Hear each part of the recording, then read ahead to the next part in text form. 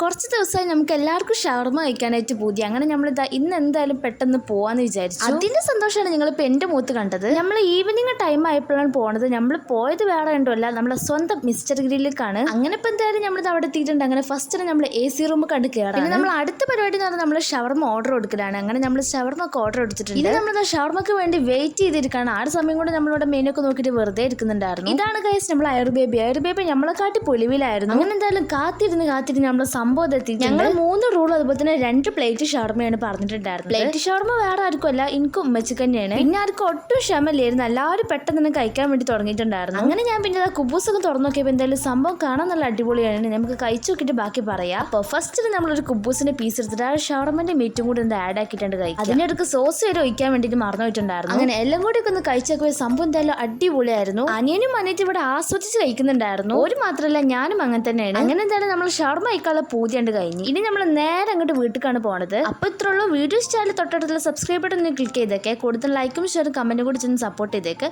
അപ്പോൾ ബൈ.